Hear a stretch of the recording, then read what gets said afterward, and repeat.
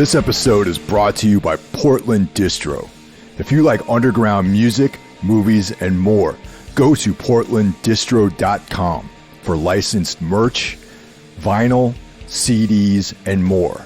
Plug in the discount code 10OFF, TENOFF, for a 10% discount at portlanddistro.com.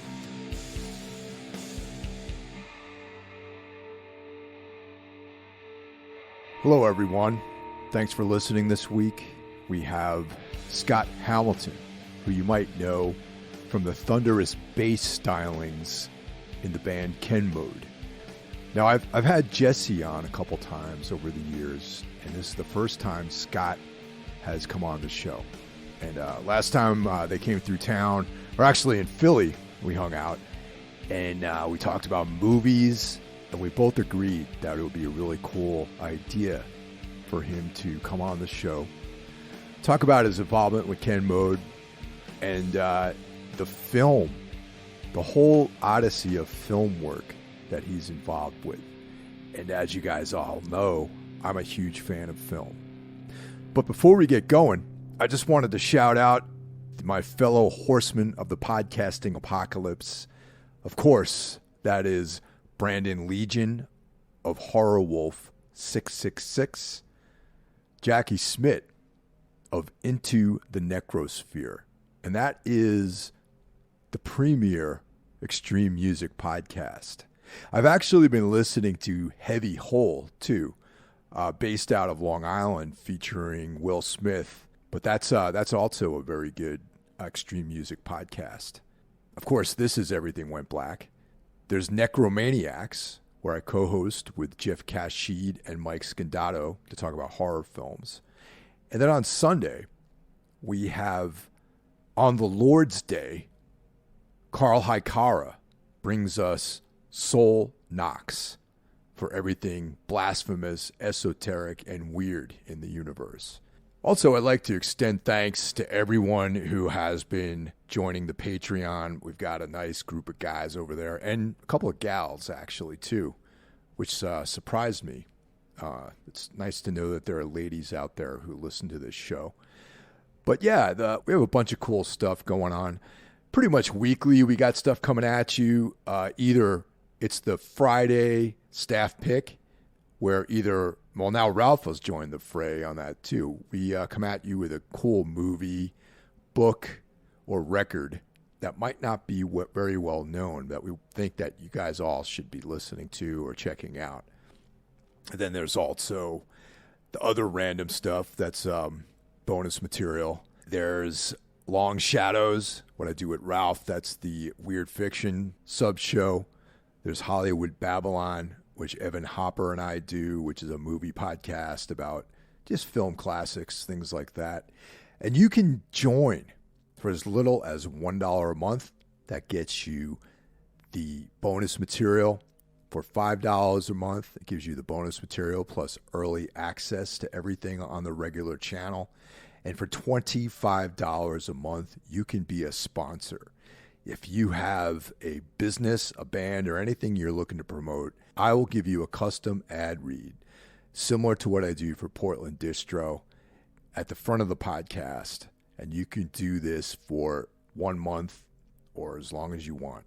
And you can determine the length or degree to which you support the show. It's up to you. Anyway, now on to the show. Hey, Skot, thanks for joining us. Absolutely. I'm a fan of the show, so I was when you asked me to come on, I was quite honored, as you well know. Well, thanks, man. I appreciate that. It was I never know. It's actually really cool when I run into people who actually listen to this thing, and especially when it's someone who I am also a fan of. I mean, I'm a big KEN Mode fan, and I've been following those guys for, what was it, 2 decades at least, Well, I just played with them. Well, I shouldn't say just, because it was before the pandemic started, but we just had the band's 20th anniversary. I guess it would have been in 2019, is it? Yeah, it was the last show we played before everything shut down. So yeah, they've been around for a very long time. Well, Jesse has been on this podcast a couple times over the years, Mm-hmm. and I figured it'd be about time to talk to someone else in the band besides him. Mm-hmm. Well, I like the thing is, I think we all.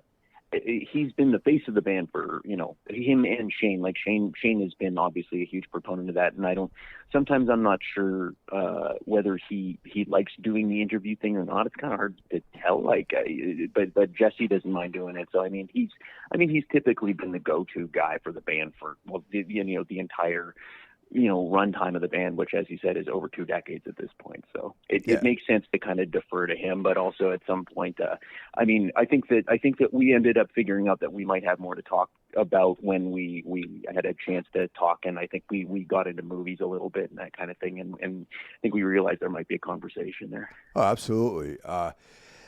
Ken Mode has had a long laundry list of different bass players over the years. So but you've been in the band for a while, man, forever, it seems like. It's been since 2014. No, I double checked because I knew that was going to come up, and I think I've been frequently getting it wrong and shortchanging myself because I think I've been telling people that I've been in the band since 2015, but that's actually the year.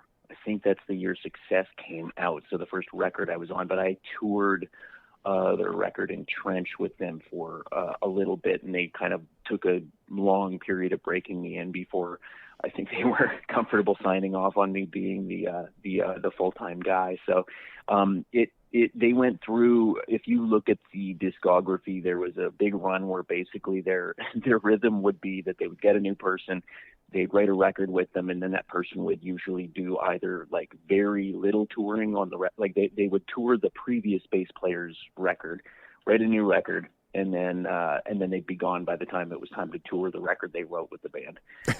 So they went through like a lot of people in a kind of a short. Well, it's funny because for the length of the band, like it's not unusual to go through that many members, but in the period in which it happened, it does look like a revolving door. Yeah, I never really thought of it that way. I just know, I'm not completely unfamiliar with lineup changes, as you know. Like I've had, a lot of different guys in and out of Tombs, and if you look at it on paper, it's like, oh, geez, this guy can't even keep it together. But, mostly people have stayed in for several years, and then things have kind of evolved. And that's, I understand, the rigors of doing this kind of thing. And, it's not everyone's cut out for it. But you've been in the band for, we're what, 8-9 years? It'll be 10 years soon before you know it.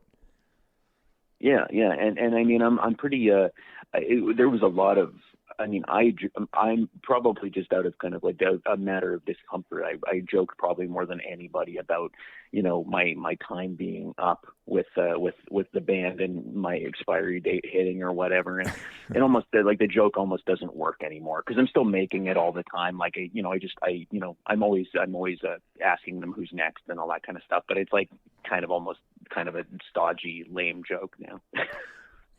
Now, my understanding of the Canadian geography is that you don't necessarily live that close to those guys. So how did you all meet?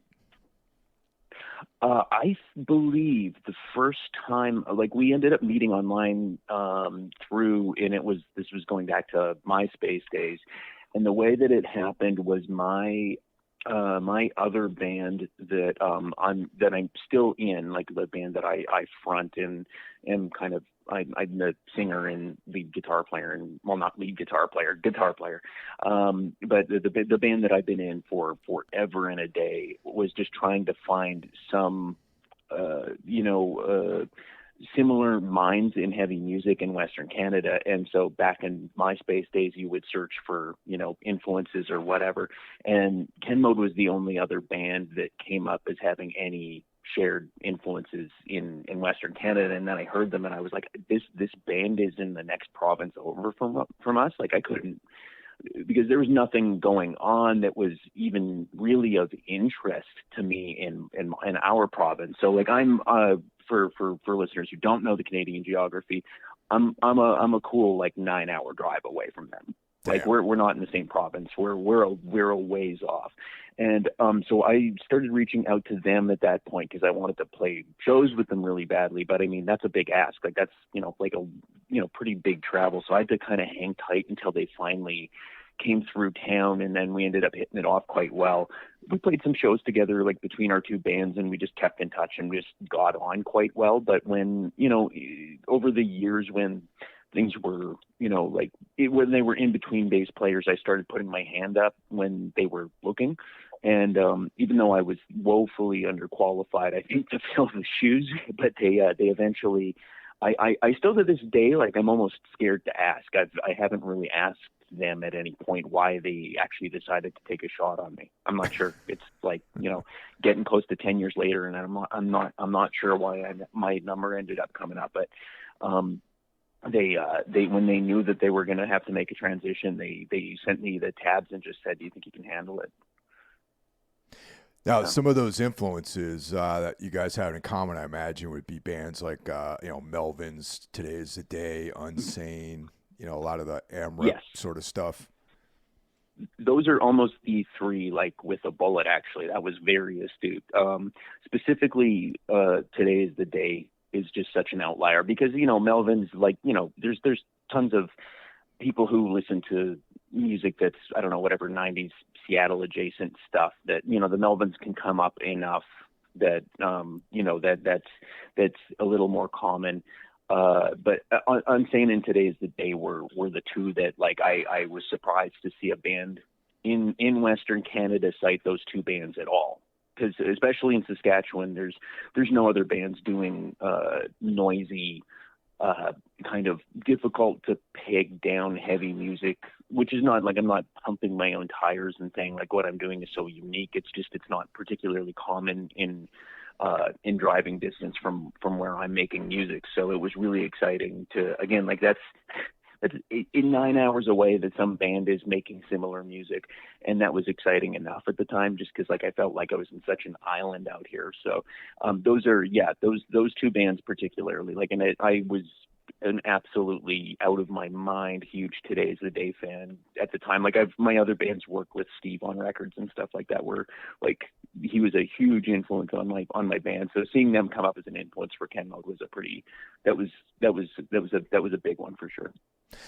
Exactly, man. I remember the first time I heard Today's the Day back in the 90s, and I was like, man, this is, I thought it was like the future of music. I was completely blown away.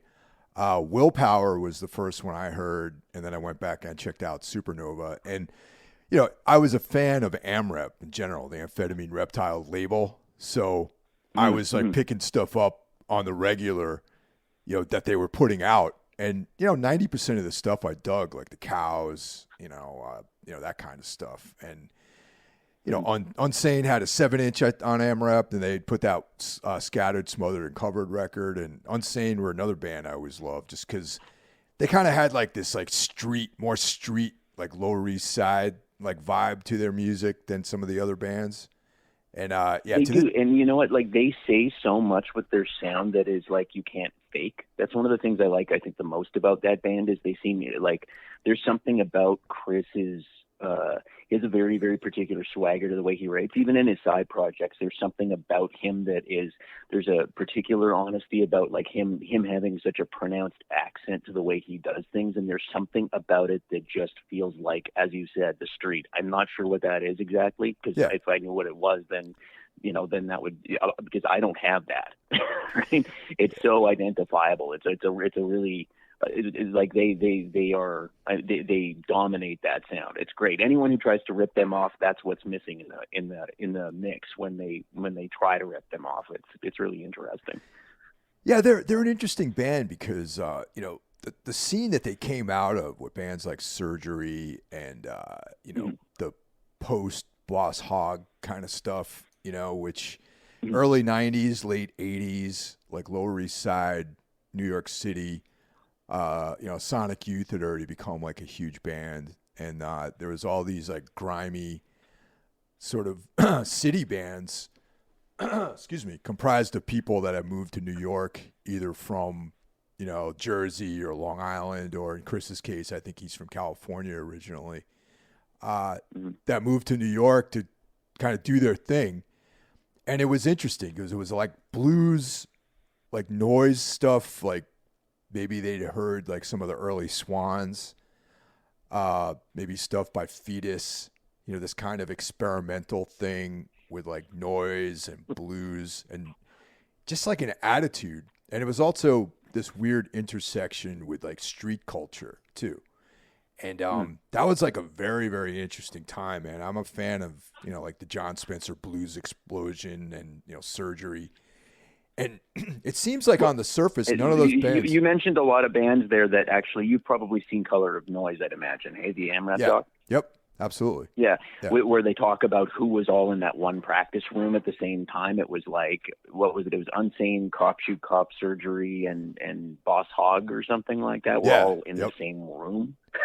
Yeah, totally. Oh yeah, Cop Shoot Cop. That's another band. And and it's like Unsane, like they got signed to Relapse, and then there was like this. They were never like a metal band. You know what I mean? They were this like weird artsy, like street Lower East Side band that operated like on a national and international level. And, they toured with Neurosis, but they weren't quite like that. They didn't key into that same vibe that Neurosis did. But yeah, they've always been a huge influence. And like, I don't know, they just look like troublemakers too. Like whenever you would see that lineup, especially the lineup with like Vinny Signorelli. Actually, I don't even know if Vinny's still in the band or not. I mean, I don't know officially what's going on. Like, I know Chris is touring with, it's the drummer from Daughters and the bass player from Made Out of Babies, and they're doing all early cuts because they're focusing on all stuff. I don't know if it's that defined. It's like that's how it's kind of being pitched though. And I'm not sure whether Dave and Vinny are in the wings, and I have no idea what's going on with that. But yeah, that's kind of the deal right now. One of the cooler things was I remember the first few times, the first several years that I was seeing Unsane play, Chris was playing a Telecaster through like a Fender Twin or something like that, like some totally weird setup with like a very unique guitar sound. Well, and it really cuts is the big thing. Like, I mean, I think another one of the things about that band that is it can't be overstated is just the sonic awareness of how to I mean, obviously they're crushing, they're punishingly loud, but it's something about the way they cut that hurts the most about them. And I can't stress that enough. One of the things I love about that band is how much they hurt you as a listener. And it's that awareness of like making sure that everything is audible all the time. Like just they're spare. There's not a ton of things going on, but everything counts. Like every single thing that's being played is important and kind of there's no fat on the bone with them. And I love that about their sound for sure, which is like very different from if you compare it to something like Today's the Day where Steve is doing like, just layers and layers and layers of things. It's a very different approach. I don't think one is right or wrong or whatever, but theirs is this, it's very focused. Yeah, those are two bands I think that people are definitely going to remember in history. Like as when you go back and look at certain eras of music, those two bands are going to stand out for sure. Well, and with Today's Day, like I said, with me and the KEN Mode guys linking up over that band, like they had just kind of, I feel like that band had just pulled me back into heavy music, kind of just within a few years before I kind of started. I had been playing in nothing but heavy bands, but I had hit a spot in my listening where I really wasn't listening to a lot of like loud music. I had, cause that would have been, kind of my late teens or whatever. And, I didn't have the internet until a little later than most folks. And I didn't know what was going on in underground music because Saskatchewan we're out here, man.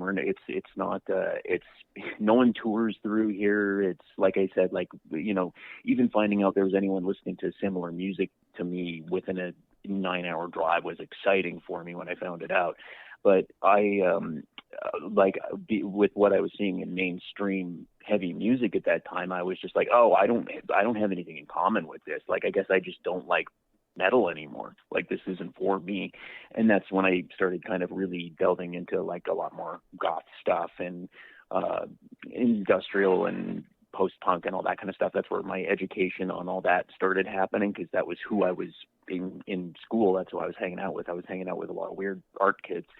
And I was getting in all that stuff. So when I finally found Today Is the Day, I was like, oh, I just hadn't really found, I hadn't heard anything that I responded to in so long. And when I heard that band, I was like, oh, this is like exactly what it's all about. They, you know, there's only a few bands that in my time that have had that big of an impact on me, and they're one of the biggest for sure. What other active bands do you have going on? Because I know you're busy. I know you got other stuff going on. So what's the other? You're fronting a band as well. Two actually. So again, because like from, you know, back home, we have a much busier scene, and well, I shouldn't say busier. Like I'm more entrenched and kind of busy within the music scene than, you know, when I'm talking about the old days, I'm talking about when I was, you know, 18, 19 or something like that. So I mean, I just wasn't probably as versed in what was going on, you know, to be fair. But I'm in there. There's the one band that I reference, especially when just talking about my band history, that is inescapable and kind of funny, given that I'm talking to you, is a band called Adeline. That I have been, it's ostensibly an outgrowth from my first garage band. Like it really, like I was playing with people who it was kind of like a bad relationship that we just all didn't know how to break up. And it took a really long time for us to kind of, like, it just kept being iterations of this original band we all started when we were 15, 16. And, me and the guitar player in that band are still left over from when we were, I think, 18. We started playing together. So that band's been going forever and a day, and it's kind of it's a really important band for me. The reason why I said I thought it was funny that I'm talking to you is because a lot of the time when I say Adeline, usually people they do a double take and they say Anodyne, and I go, no, not. People remember Anodyne? Wow, damn, I don't think anyone thought about that band anymore. The Ken Mode guys menace me about that sometimes, actually. Yeah, well, you know what the funny story, like, I mean, it's not that interesting, but I think it's kind of funny is the name Adeline came from us. Anodyne was the name we were looking at.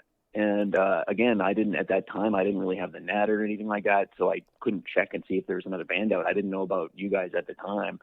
And one of us misspelled Anodyne at one point, and we wound up with a different name. And and then by that point we had figured out that there was another band. So we said, oh, I guess we're Adeline instead. That's funny, man. That is kind of funny. But like that band is a really major, like, artistic focal point for me. Like, that band is kind of, that's the space I have to be, you know, incredibly honest, and it's kind of my, you know, like my baby, whatever you want to call it. And it's a baby that we don't know how to put down. It just keeps going and going. I'm working on a few records with that band right now. I'm also in another band called Gray Light District that is starting to. We took a pretty long layoff, but we're getting our second record together right now. And then I work on. I just finished my first soundtrack for a short film.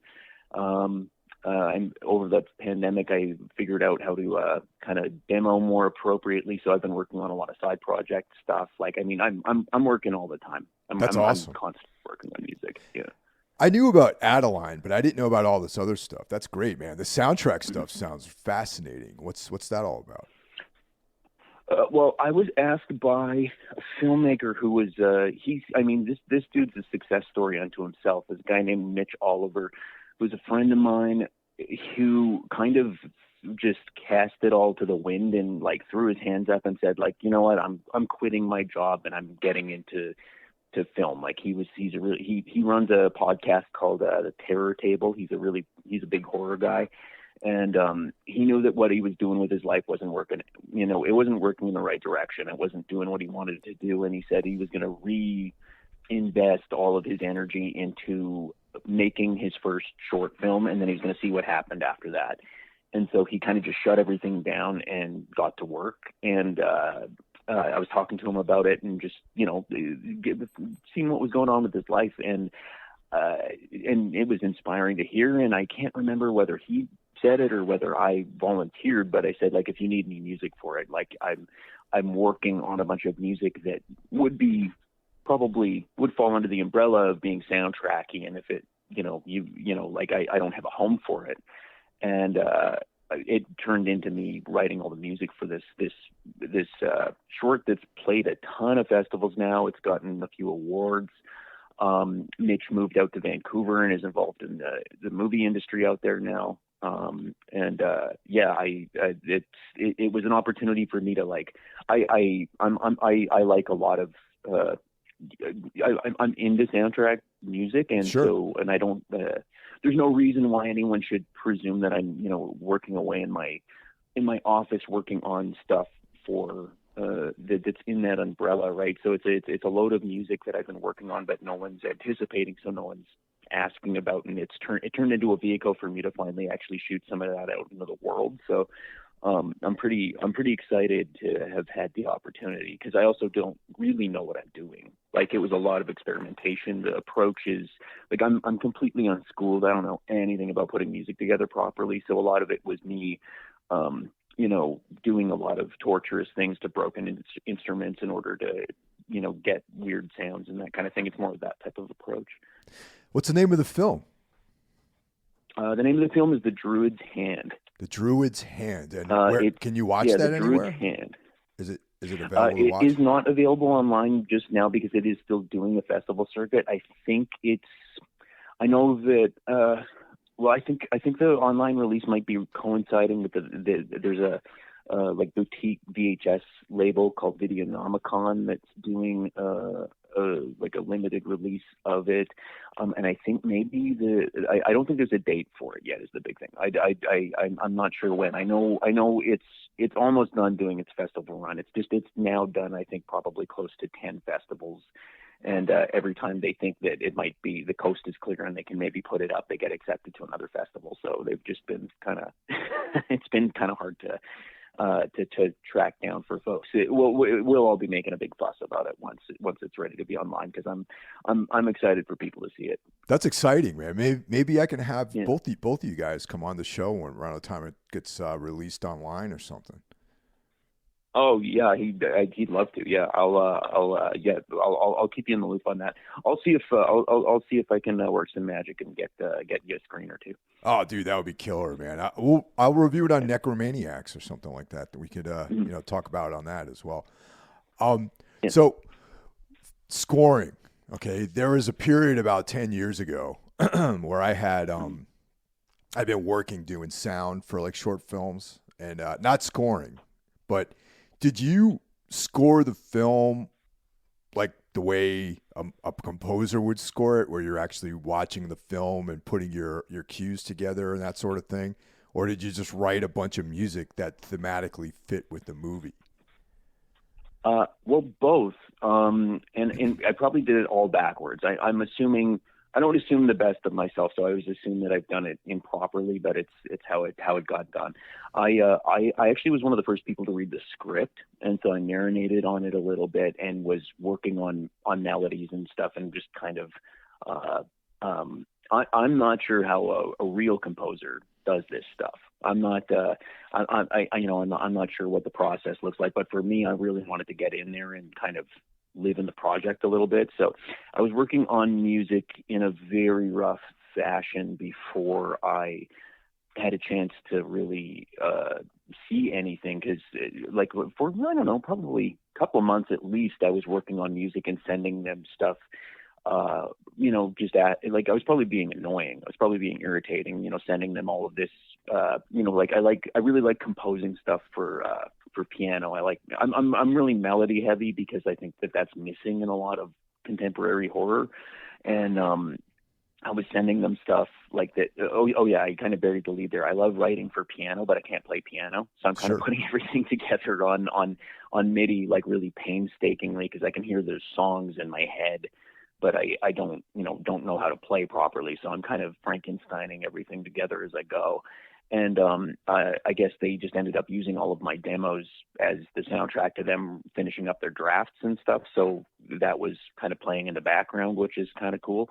And then when it got time to actually get down to it, there's a lot of very reactionary cues in it. So I figured out how to make it so that I was scoring it, I guess, semi-properly, and that I was editing all of the sound cues, or not sound cues. I don't want it, I wasn't doing any sound design. I was just doing the music, but I was doing all of the music to be completely queued up with the short, on the program I was using. So very, like, a lot of really delicate playing went into that, because I was trying to like I was saying, some of the instrumentation I was using were broken instruments, so like nailing a take just right so that it was like a guitar string that I was reefing with a like a pair of pliers or something like that needed to like be just the right take, or it wasn't going to go. So it was a lot of it was a lot of really, really delicate surgery to get it all to adhere. But yeah, I was going along to the film towards the end. Some of the melodies had pre-existed, but then I would reperform them. So yeah, like it was definitely it was very taut. There's a lot of music crammed into that 13 minutes. So damn, that's cool, man. That's awesome. Yeah. Have you heard of that movie Sator? It's it's like this really atmospheric, like dark horror film. Oh, you know what? I think when did that come out? A couple of years ago at this point. Maybe 2 years ago. Maybe 2020 it came out. Came out 2019 technically. Yeah. Yeah, right. The thing is I think that was in my. I'm gonna feel like so the thing is by virtue of my day job, I'm like I just see so much stuff that sometimes I get a little backwards on. No, you know what? I haven't seen it. Yeah, I'm looking at the poster right now. Right, that was a Shudder one. I've circled this one a bunch, but I haven't actually seen it. Well, I interviewed the director, writer, composer, editor, whatever. He did the whole thing. I don't know if he actually acted in it or not, but this guy Jordan Graham. And it's funny you're describing your approach to scoring the film. It's very similar to his. And the score for Sator hasn't been released yet, or I don't know if there's plans to do it or not. But when I interviewed him, he was talking about his process, and he had no idea how to play any of the instruments that he used. And in my mind, I'm listening to the score. I'm like, oh, this guy's probably into like Silver Mount Zion and like Sun and all these like super like artsy kind of drone bands.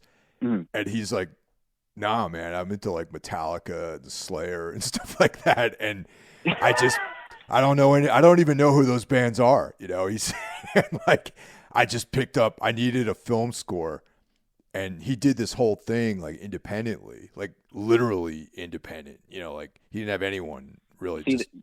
That's even better than me, because I at least have a little bit of background or whatever. Like, the stuff that I don't know how to do is more the anything like I fake my way through some string stuff and that type of thing. But I've definitely done my time doing more experimental soundscapey I've been involved in noise music here and there, and so I at least have my toes wet in that front. I'm not completely just going in blind that way. Some of that stuff felt like home enough, but to have somebody do a quick about face and be have you go like, oh, this sounds like some wild Tim Hecker shit, and have them go like, no, it's just the Black Album.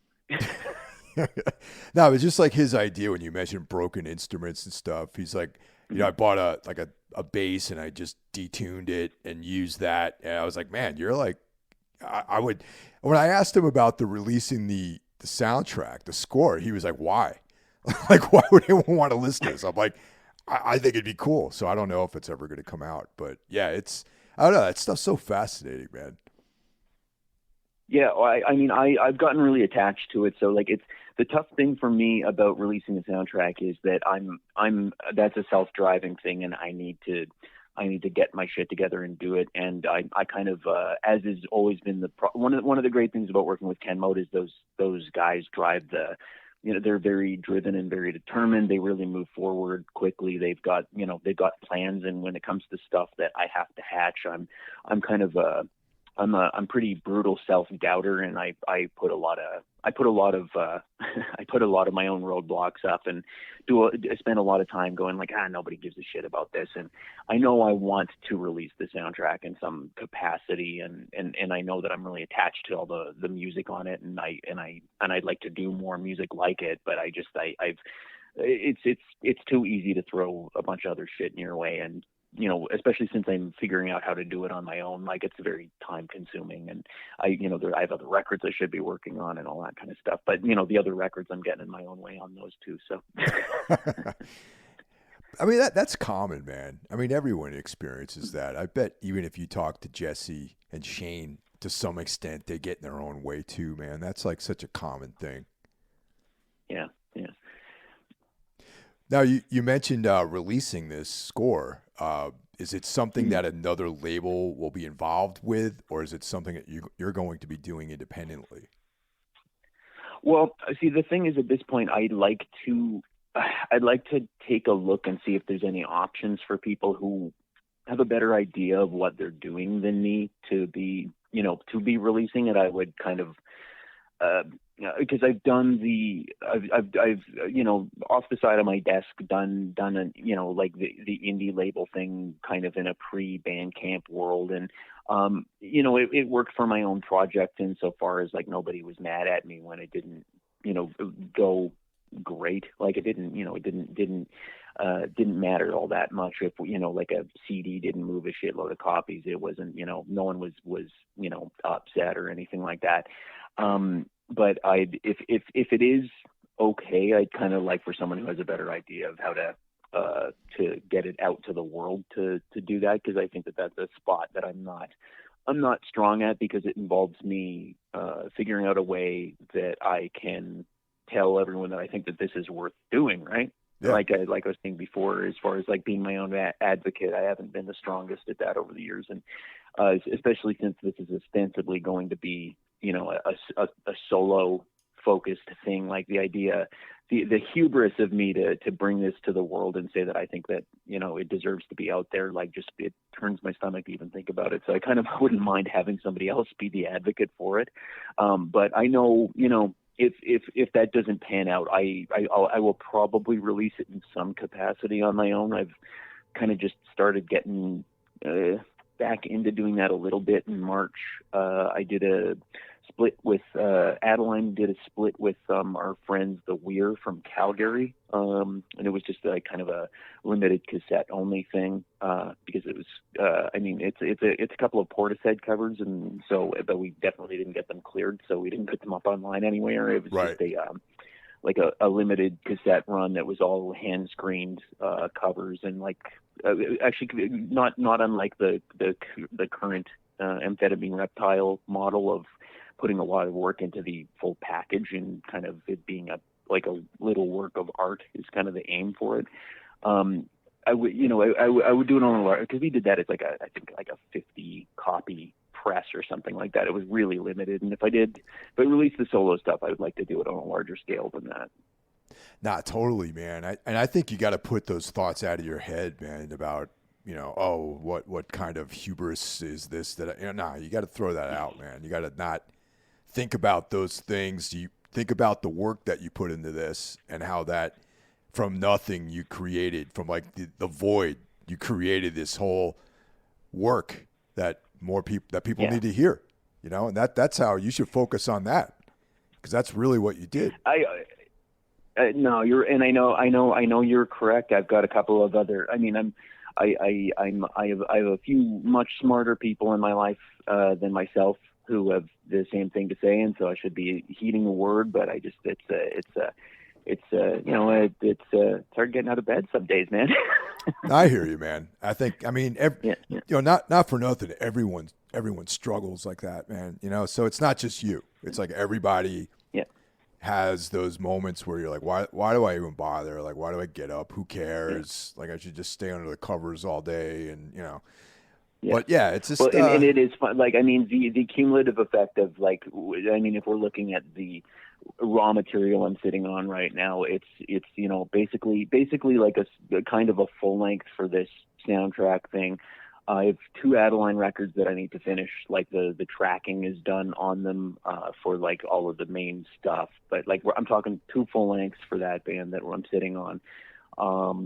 A full Grey Light District record. I wrote EPs for kind of 2 new projects that they're more in a demo phase, but I'm pretty happy with the songs. I need to figure out what a band situation would even look like for those. And that's all to not even speak of the fact that there is going to be another KEN Mode record this year. So it's just like, nice. I'm sitting on a preposterous amount of, and that's just music, right? Damn. Now you got, that stuff's got to be freed.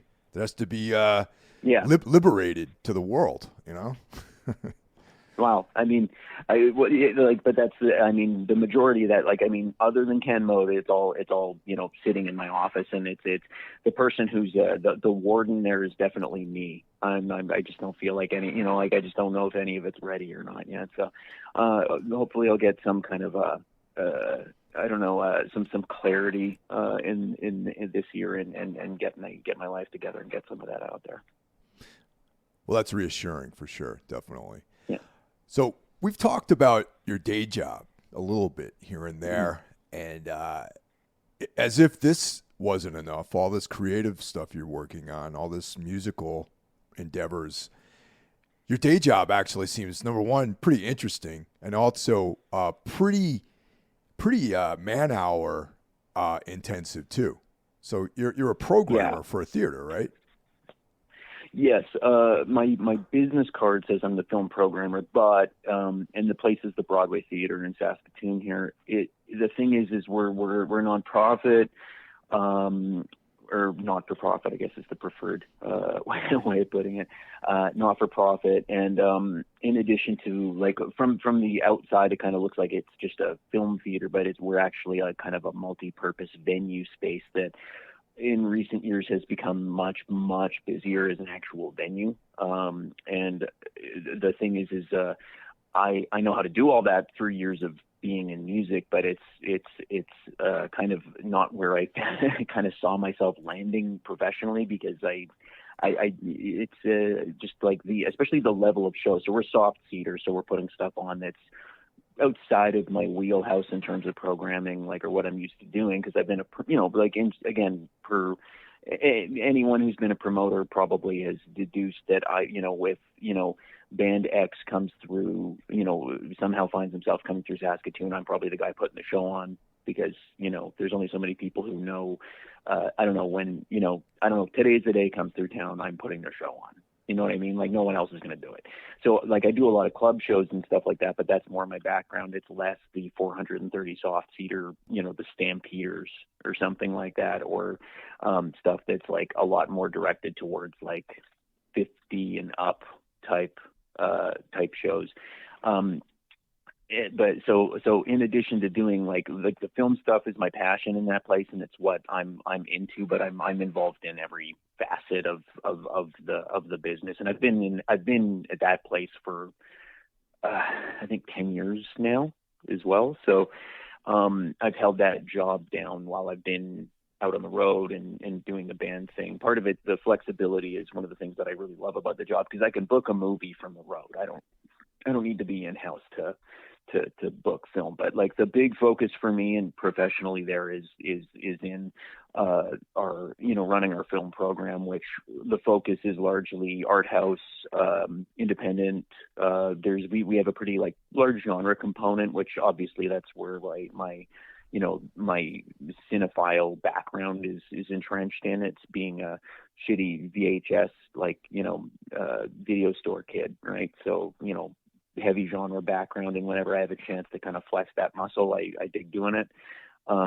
So yeah, I'm pretty, I mean, nothing slows down when I get home and I'm done working on, like being on tour or whatever. It's actually probably the busiest place in my life is probably the theater. Wow. So you mentioned VHSs. Now, are you of that age group where you actually experienced a video VHS store? Absolutely. That's where I cut my teeth, man. Okay. Yeah. Now, I'm like getting, becoming an old man with every moment. So I'm not sure when the cutoff is of people who have actually experienced VHS tapes, like in the wild, like at a video store. So, well, yeah. See, the big thing, like, I mean, I didn't, like, I didn't grow up with a ton of cash, so I was always a couple of formats behind and everything like that. So I was, my family was VCR very, very far down the line before we got into DVD and all that kind of thing. But also it was cheaper, and for my appetite as a film goer, like, it was cheaper to, we had a lot of video stores around here that did 7 movies, 7 days, $7. Wow. And so that was the way, like, that was me every week was picking up, going to the place with the best cult section and doing all my research, right, and getting caught up on. It was the best way to like, because my appetite was pretty out of control when I was, in my late teens, early 20s. Like, I really smashed through a lot of titles, and I'm still pretty brutal. I watch a lot of movies still for somebody who, like, should be. I mean, at this point, like, I mean, I'm in the business enough that sometimes you'd think that it would you'd slow down, but if anything, I've excelled, and that's not just what I'm bringing in house to the theater. Like, my like, in the wake of, like, I just got the Criterion Channel about a year ago, and in the wake of that, I'm catching up on all these titles that I've never had access to, because, like, it's not a matter of, like, I want to be able to say that I've seen, everything that Tarkovsky's ever made. I want to see everything Tarkovsky's made because he sets my brain on fire. And, that's what I'm looking for. Like, in a world where finding, a real experience is so difficult to do, like, all I want to do is shove my head into art all the time and have all my chemicals rearranged by it. Right. Like, that's what I'm looking to have done. Like, that's that fix I've been looking for since, I saw Evil Dead the first time. It's what I'm looking for when I step into a gallery or put a record on, no matter what the discipline is, that's what I'm looking for. So, yeah, it's funny. Evil Dead comes up so much with as a film that people have seen that's kind of transformed them. It's the same thing for me too. Mm-hmm. And, I saw that on VHS tape, just like, a lot of people have. And, it's such a testament to just doing it yourself. And I guess on a lot of ways, aesthetically, the vague Lovecraft connection, with the Necronomicon that it has, which in my early childhood, I was reading a lot of that stuff. And then just around the time of that movie, I was within a year or two would probably be discovering Black Flag and, like, SST Records, and really putting forward, like, an effort. And Sam Raimi definitely figures into the Greg Ginn, Chuck Tukowski kind of vibe, like, as far as getting things done and pushing things forward on your own. Mm-hmm. See, this is so funny, man, because I don't think I've ever talked to anybody who had a similar experience to me, because I've cited this. I actually did an entire podcast about Evil Dead with the aforementioned Mitch Oliver, like, on his Terror Table podcast.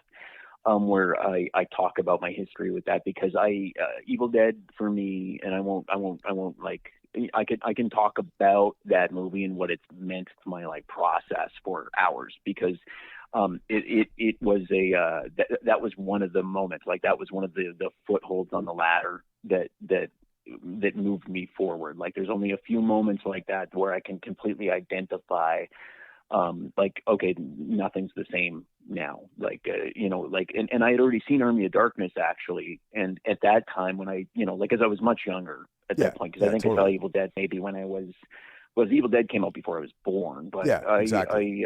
but when I saw Army of Darkness, and it was so unique that, I mean, at the time, this is kind of embarrassing now, but the video store I was renting it from, I had rented it so many times that they just sold it to me.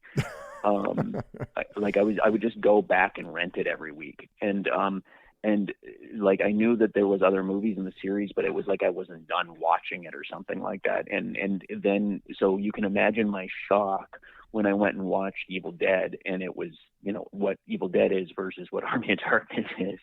And I mean, I still feel like my jaw never got picked up off the floor off after it, because it rearranged what my expectations out of. Now you hear, like, the longer I talk, the more like discipline gets thrown out the window, like, music versus movies versus visual art, performance art, etc. Like, all of that kind of is one big it's one big stream for me. Sure. Evil Dead really rearranged my expectations for art. In specifically, like you said, with the DIY thing. Now, the ethics, that's, the more I read about it, the more of an impression it had on me. But at the time, because it had such a, like, I wasn't thinking about the fact that, yeah, this looks like a little cheap, or like, it's so, how great it was that they did so much with so little. I wasn't really thinking about it, because it was just, as an experience, that film was grinding me down so hard while I was watching it, because it was just so relentless. And it primed me for, like, records not sounding, you don't need to spend $1 million. You don't need to spend $1 million on anything to make art. Like I never, like, starting from 10 years old, I didn't think, like, I stopped thinking about things in terms of, the value being in, anything that the mainstream would require as a checkbox, because, I mean, I just saw this movie that tramples all over anything I'd seen before it. And, money clearly wasn't an issue here. It was so otherworldly and had such a huge effect, again, on my expectations of what, I didn't listen to records the same anymore. I didn't see a single movie the same anymore. And and the more I learned about it, like you were saying, like, it makes you feel like, oh, well, I can accomplish this. I just have to be tougher than the next guy. And, that one was one that changed all the chemicals in my brain. It was never the same after that one. I attribute, like, there's a few main ones for me, like the anatomy chart is ostensibly that Black Sabbath and Kids in the Hall were the three main ingredients that ended up kind of really shaping me in a, like, pre-teen world, and kind of shaping what it was that I was looking for out of art. So, like, that one's a huge one. Evil Dead is just so huge to me. Do you have any expectations of this new Evil Dead film that's coming out in April? Have you seen the trailer for it or anything like that? So here's the thing on that one is, I think the trailer has some stuff in it that looks kind of promising, but I feel like that's a fool me once, shame on you situation, because I didn't like the remake very much. And when the trailer came out, I got really excited about it, and I've revisited the trailer a number of times, and I've realized that I think the trailer for the 2013 version is awesome. I think that it's cut together great, and it's cut together very much in the relentless spirit of the original. And I got really excited about it. And then when I saw it, I don't think it's bad. There's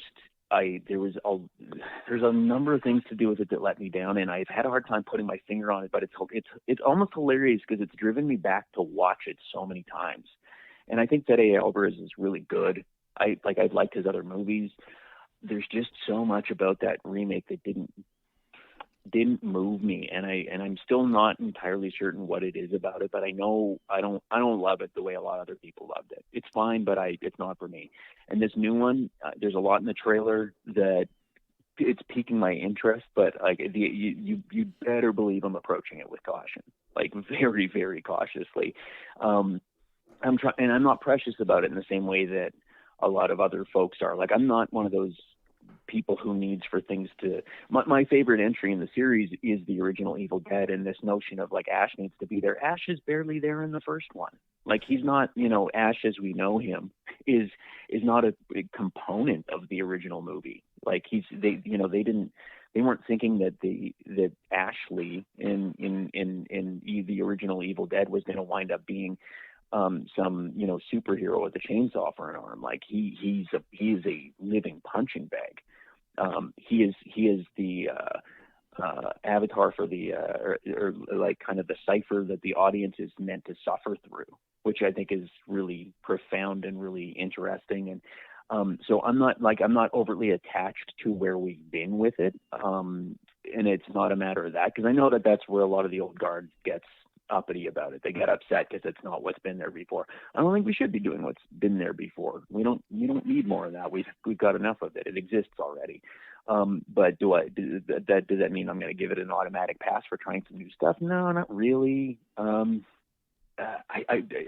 again, cautious optimism, because I do think the trailer has some interesting stuff in it, but it's looking. I don't know. I'm still like, it's funny. I don't know when this will air, but like the trailer's only been out for 3 or 4 days right now. And I probably watched it 5 times, and I've watched both, because the Green Band trailer has a lot of stuff in it that the Red Band doesn't. And there's a lot of stuff about it I'm very interested about, but I'm trying to keep my expectations realistic. I'm pretty much in the same boat. I mean, at this stage of the game, I am definitely going to go see it for sure. But if I just roll up, go to the theater, have like a bucket of popcorn, and when I leave, I don't feel like ripped off like that. That's kind of enough for me at this point, honestly. Mm-hmm. But I love the first one. The rest was like okay. I liked the TV show that they did. I thought that was pretty good. It was interesting. It was fun. I like the TV. Actually, you know what? I've been. This shows how much like this is playing my hand as far as how much of a geek I am on this stuff. Specifically, I've said that because I love the whole like original series and everything like that. But I know that for me, I think that the first one's like a work of art, and I think it's the isolated work of art out of all of them. Like, I think that it's a transcendent piece. There's only so many movies in that canon of like popular horror that I think really are that. But I've said a number of times, I think that in season 1 of Ash vs. Evil Dead, that episodes 8 and 10 are the best thing to come out of the franchise since Evil Dead 2. I think there's some great stuff in that show. Oh yeah, definitely. I'm probably I just got this box set that includes all that stuff. I want to probably rewatch that stuff over the next few weeks.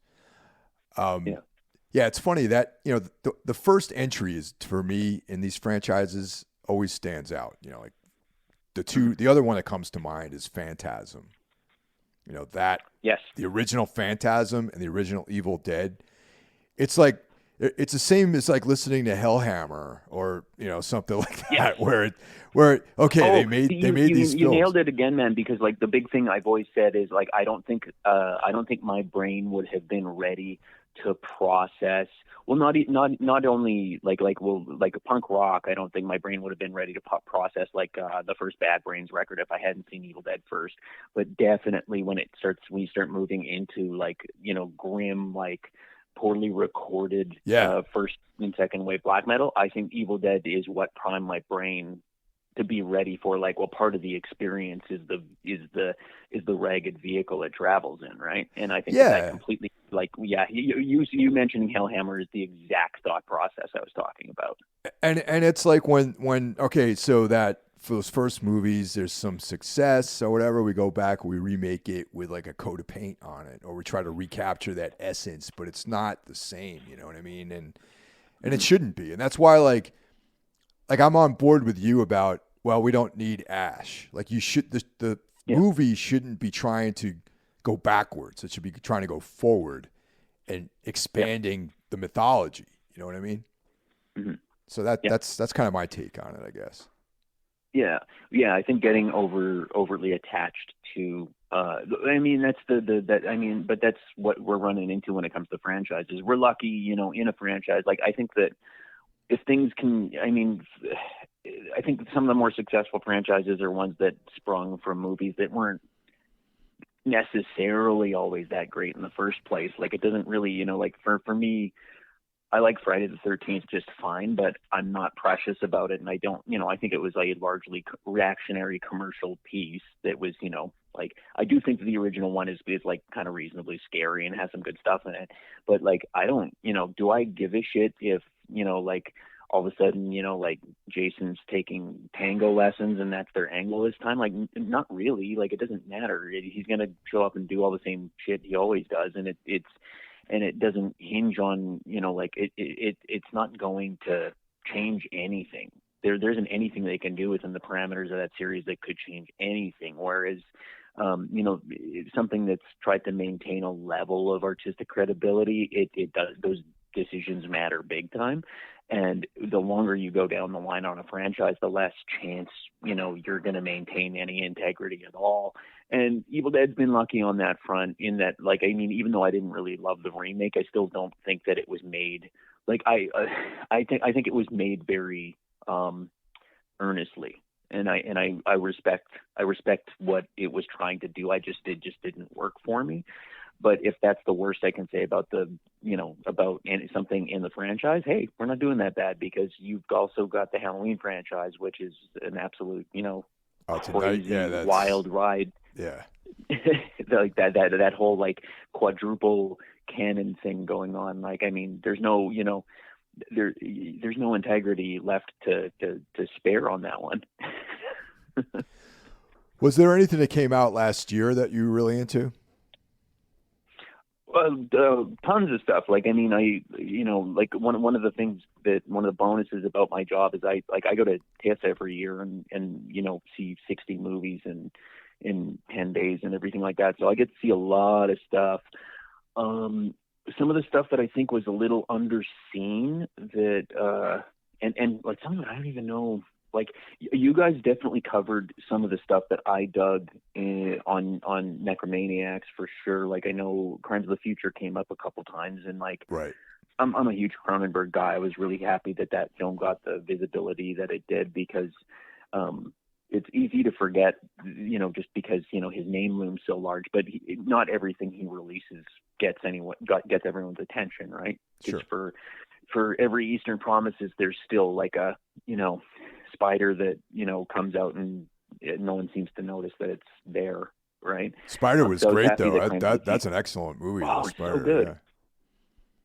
Yeah. A really underrated movie. Like, but, like, that's the thing, is a lot of the stuff he's done. Like, I mean, and I don't think he's, like, he's a flaw. I don't think there's such thing as a flawless filmmaker, but I do think that he's got some underrated pieces that, like, and they don't always go over. And Crimes of the Future seems to have been finding an audience in a way that, I'm pretty excited about. But for stuff that I saw that I think got underseen, I really liked. I'm see if I can even pronounce this properly. It's a movie that came out called De Humani Corpus Fabrica that I saw during TIFF, that I don't know, like, it's kind of an experimental film, and so I don't really know whether it's going to get a proper release or how accessible it's going to be. But it was made by this duo that previously had done a movie called Cannabis. Did you ever see that or hear about that? No, I haven't heard of either one of these things. The De Humani Corpus Fabrica is, I think that's a book, isn't it? About, like, anatomy or something? Yes, it is, because and that's what it's referencing. It's a documentary that I think, for people who like more experiential viewing, it kind of will work for people who dig who have patience for kind of more, I guess, abstract style of filmmaking, but it will also work for people who, and this has turned into such a big market that I think that it's I think that people should try it. It will also work for people who allege to be really into body horror. Interesting. Because basically what it is it's a documentary that's a very like kind of fly on the wall, non-judgmental, not, I mean, I shouldn't say it's not politically motivated. It clearly has an opinion, but it's a bunch of really in-depth surgery documentations that are filmed in such a way that they look kind of abstract, and it's difficult to tell what it is you're looking at while you're watching it. And it's these crazy, wild, beautiful landscapes of like physical abstraction, and until like the camera draws out 10 minutes later and you realize you're inside of like a penis that's being operated on, you've had no idea what it is you're looking at. And the whole time the audio that's running over top of it is a bunch of doctors who are talking about how they haven't slept in 14 hours and how they're like, you know, they're run down and like, you know, can't see straight and all that kind of stuff. So that's where the politically it's a little motivated. A lot of it is supposed to be like a comment on you know, how stressed the medical system is at the moment. But it's the filmmaking, the raw filmmaking in it is, it's beautiful and terrifying, and like it shows you things about the human body that you don't even want to know. Like you don't want to slow down to think about your body behaving that way, because it just there's some weird terror in it.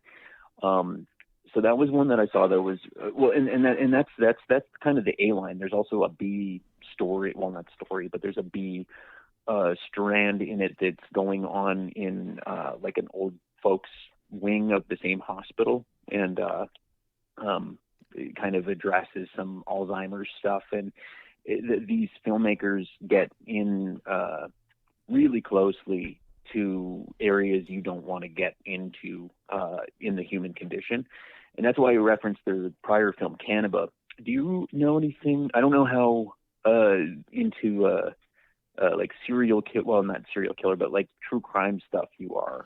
I've heard you reference it a little bit. Yeah, I mean, I like a long time ago, I was really into true crime, but lately, I would say I'm not really into true crime in the last like 10 years or so. Right. Well, like I've been in and out myself. I'm not really like, that's not like a major preoccupation of mine necessarily, but it's I think his name's Issei Sagawa. He was a Japanese guy that people the reason he's famous is he was a student abroad in, I think it was like Sweden or something like that, and he murdered and ate a girl in the 80s. Okay. I think. And then he was deported back to Japan and wrote and drew a manga about it. Oh, so wow. He was able to like make cash off of having done these horrible things.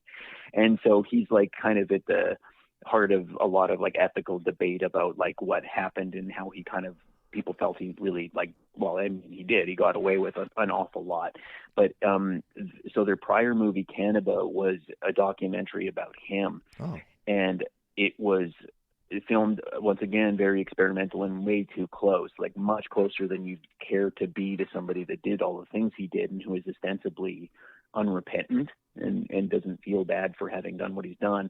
But the camera work is all really tight, and it's up close to the mouth of a man who has eaten a human, and he's wheelchair bound now, like he's like pretty much paralyzed from the neck down, and is being looked after by his brother. And so it's all of these really, really uncomfortable interviews, and like these folks that made these movies are just they want to get you in so close to some really disturbing real life horror. And I love their stuff, but I think it's like they're festival darlings. You can always see their stuff at festivals because, like, I don't know, like high art people really dig their stuff, but it's really hard to track down outside of outside of festivals. So I always come out of the festivals raving about their stuff, and then no one can see it, which kind of sucks. Both of these sound interesting to me, except Sure. I once again being able to find them might be tough. But yeah, I'm gonna try to track them Yeah, down for sure. you should. You should. I think they're absolutely worth the time. I feel like I've had a year of like really, like being the like really dragging the audience has been a big one, because there's also Gaspar Noé's Vortex, which Oh yeah. I liked quite a bit as well, and I know that was for a lot of folks that was a really tough watch, and well, I mean it was, I don't know, it was a tough watch for me too, but it was still topping out my list for sure.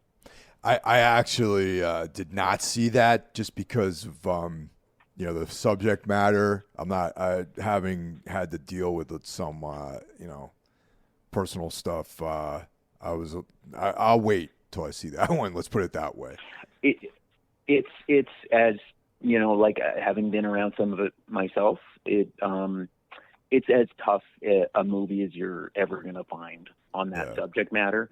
And as much as like for a horror guy, like you probably want to see Dario Argento tackle it, and he is an excellent actor, by the way. Oh, Like that's good to know. really good. Yeah. But it's as hard a film, like, and there's been some really, really great films made about getting towards the end of life and losing a grip on, your, reality and everything like that. There's been some really, really great films made. Like I think Sarah Polley's Away From Her is really amazing. And like, there's, some stuff that's not as brutal as this one was, but there's a few components, especially the length of this one, that make this one just so it's if you don't think it's something your heart can take, I wouldn't recommend doing it until you feel like you're really ready for it. It's a tough watch. Yeah. I mean, Gaspar Noé's movies in general are very like they don't pull their punches at all. You know what I mean? You're getting full impact No, they from do not. Noé for sure. Yeah. I caught Lux those Eterna, ones that, which also came out last year. Lux Eterna, I thought was awesome.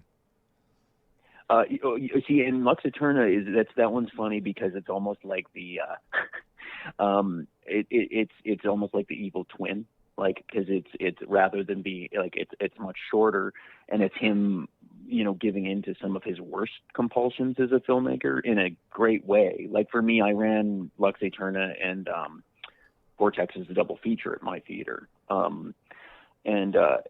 I think that like you can't do two Lux Eternas back to back. It's too much. You'll overload someone's brain. You definitely can't do two Vortexes back to back, but they complement each other in a really interesting way, because Vortex is him at his most, like, I mean, I've never seen Gaspar Noé this metered.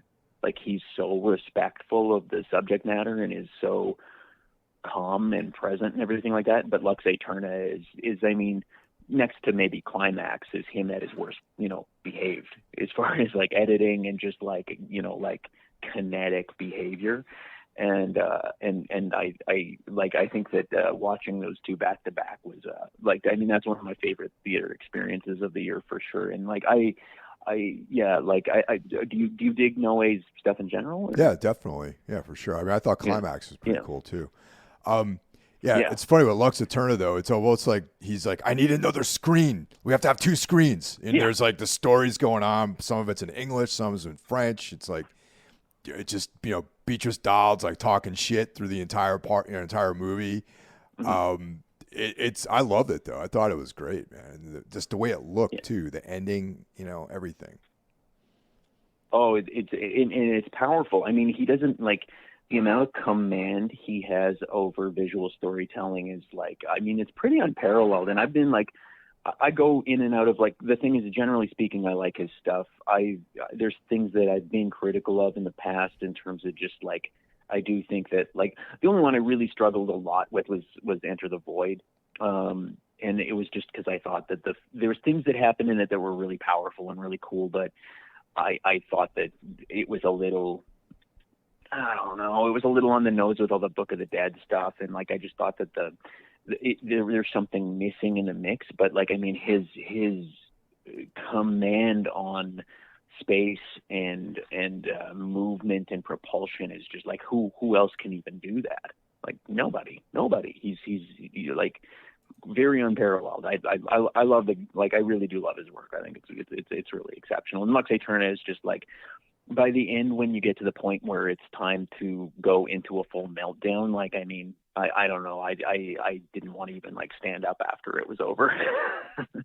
Yeah, I mean, yeah, like, you know, I Stand Alone, like all those films, they like I said, he doesn't pull any punches, man. It's just like, No. you know, it goes right to the throat. Mm-hmm. And I also enjoy Yeah, Charlotte Gainsbourg as an actress too. I think she's you know, she's always really good in films. Well, she's well, yeah, and like I think that those the casting, in the decision to have them play themselves, I think was really cool. There was something about it that grounded it that way, and I think that she's like I like her. I mean, Charlotte's stuff in general, I think, is always really quite good. But I've in recent years, I've really found myself really, really close to a lot of the stuff that she's done with Von Trier. Yeah. And like specifically, I screened the Nymphomaniac movies, where I guess, like, you know, they were released as two separate parts, and I screened them as a double feature at my theater. And I still remember when it cut from the first one to the second one and the lights came up, like I felt like, I've told this story a few times, but I like, Von Trier has a tendency to, you know, in a weird way, make me feel oddly seen, I guess, as the kids say. Mm-hmm. He like, there's a lot baked into his flicks that make me feel like kind of accused, and kind of like, you know, because he punishes an audience for sure too. Like he really like has a tendency to turn the mirror on you. And I think though he does that in an interesting way, because he does that by accusing himself. Like, I think the thing that gets lost in the mix when people get upset about him is they always forget how hard a lot of this material, you know, like it's rooted in self-assessment, and he's always being really harsh on himself. And in Nymphomaniac, though, like, I mean, Charlotte's performance, like, I responded to in such a strong way, in a way I have a hard time, like, I have a hard time almost pegging down. Like, but on an emotional level, like, she reached a few heights in those over the run time of the Nymphomaniac movies specifically, and also in Antichrist, frankly. Yeah. That I, in some otherworldly way, I was responding to. Like, it was less literal. Like, it's funny because of the content of those two movies. It makes it sound like I have some kind of weird sexual hang up or something like that. But it has more to do with the fevered pitch of those performances at their kind of most their highest levels of abandon. I respond to and recognize as being places that I recognize them from a distance as being the types of places that I would like to be reaching myself. You know what I mean? Sure. And I think she's a fucking phenom. I think she's so good. Yeah, Antichrist, I think, was the first time I'd seen her in a film. You know, I saw that in the movies, in the theater, by the way. That was Yeah. I went to go see it. Nymphomaniac, I did not see in the theater. I saw that at home when it was released.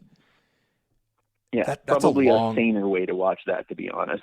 I mean, I wanted to see it at the theater, but at the time it wasn't really showing anywhere. And that's like what, like 5 hours of content, really. Like, if you watch the entire thing in one shot, right?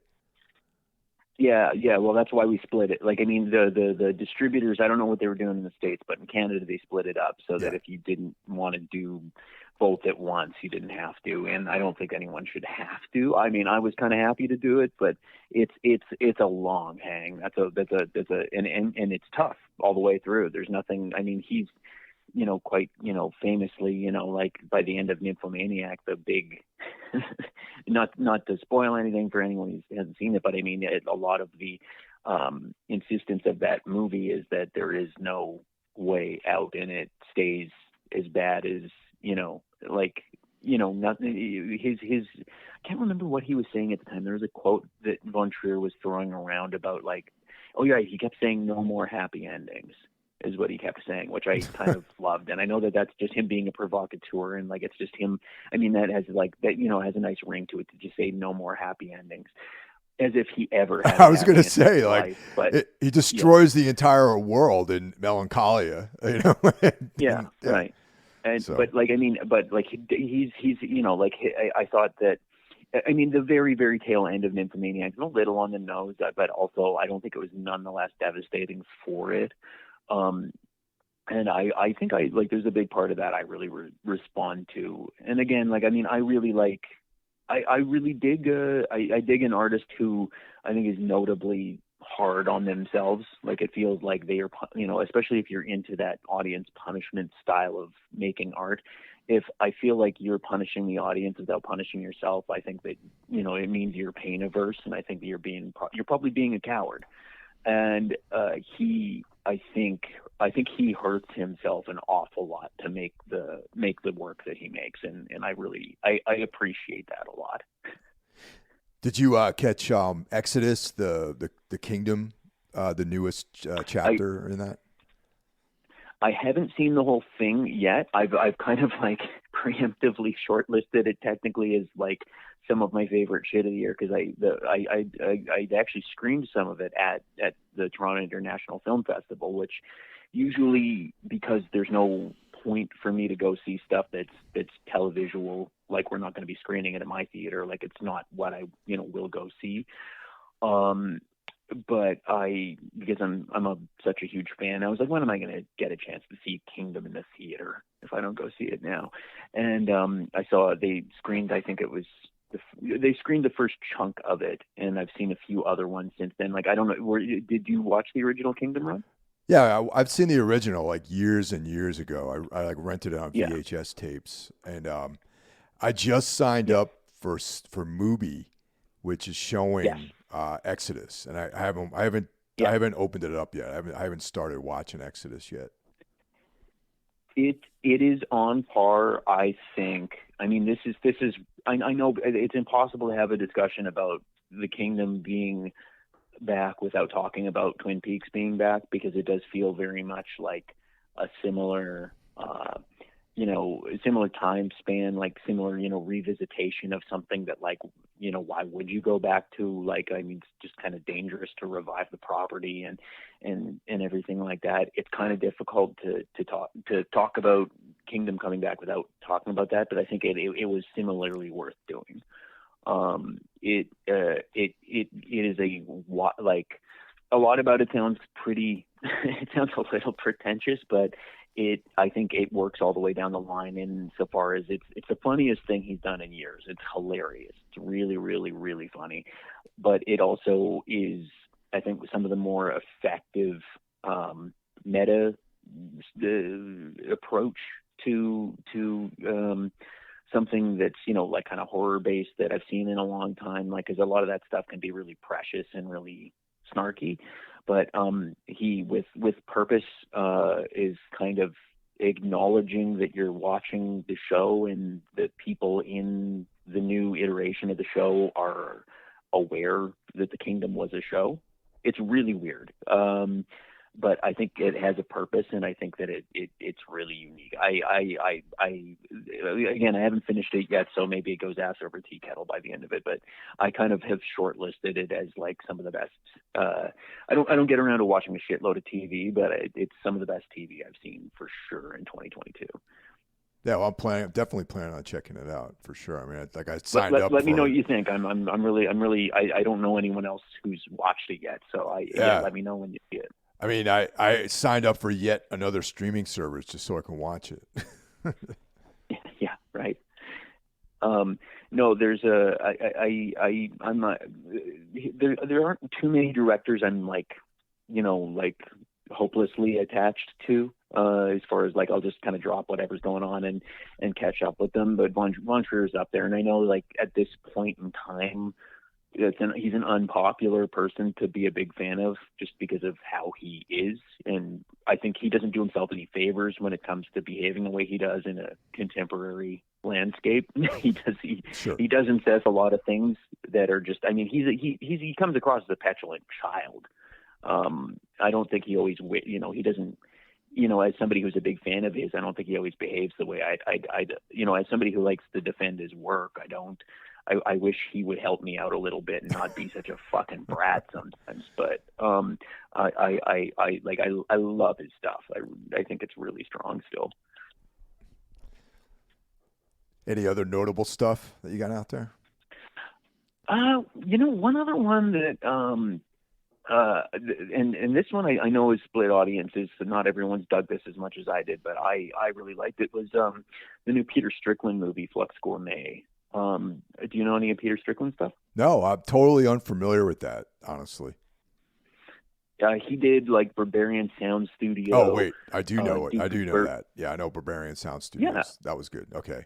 I don't know how I missed his name. Yeah, he did. Yeah. He did that. He did Duke of Burgundy. He did In Fabric. Oh, yeah, I saw that one too. I saw two of those films. Yeah. Yeah.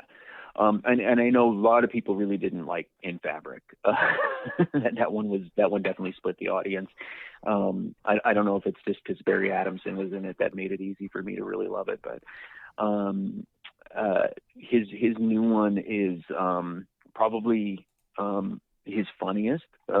It's I think it's on Shudder, if I'm not mistaken. I saw it. I saw it just through kind of Festival Land a little while back, like I think in 2021, if I'm not mistaken. I saw it kind of ahead of release. But it's in kind of a heightened, it's one of those films that no one behaves in a regular fashion. Like it's very, very clearly a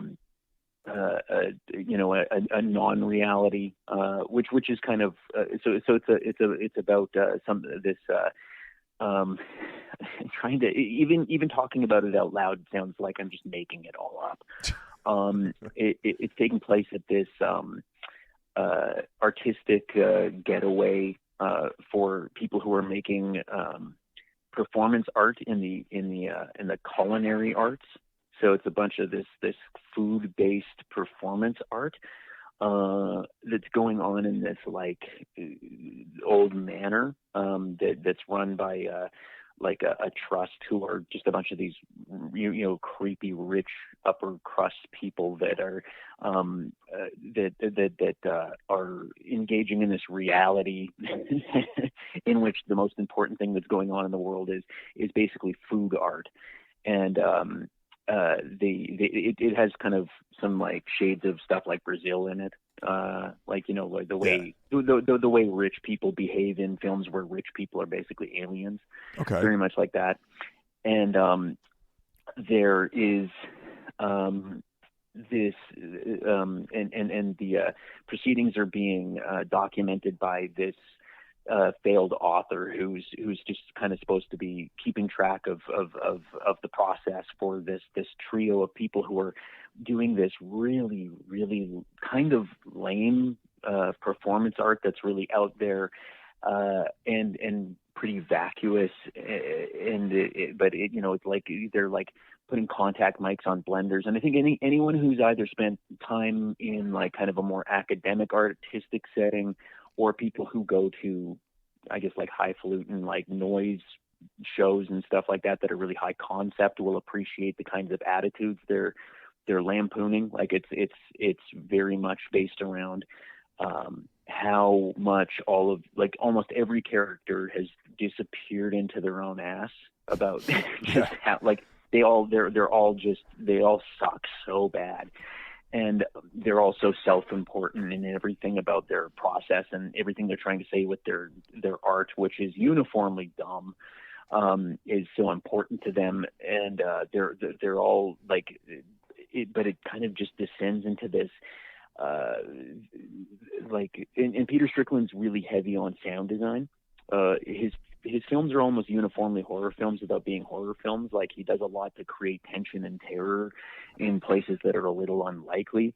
And this film is kind of the height of his powers on that, because it's a lot of weird, like kitchen stuff. It's just a lot of food, and there's a lot about it that does recall a sense of horror in there being something kind of almost like 80s splatter about it, even though like you're only really ever looking at food being thrust all over the place, and these horrible like scatological performances from all of these like just atrocious artists and everything like that, and then they end up descending into weird orgies and everything like that. But while this is all going on, it's all very hilarious, and there's a lot of I mean, the commentary just about the institutions that govern that govern the arts and everything like that. Like watching it, I watched it with my my wife, who is masters in fine arts, and like, I mean, it was the best way to possibly watch it, because you know, if you've spent again any time in academia around a bunch of self-important artists, like, you're going to recognize all these people. So it's basically a like almost like a food splatter version of that one scene in Crimes of the Future where they're critiquing that bad performance art piece. Right. It's kind of that for a full length film. I loved it. It's kind of a hard pitch, but I really like that one. It's on Shudder, you say?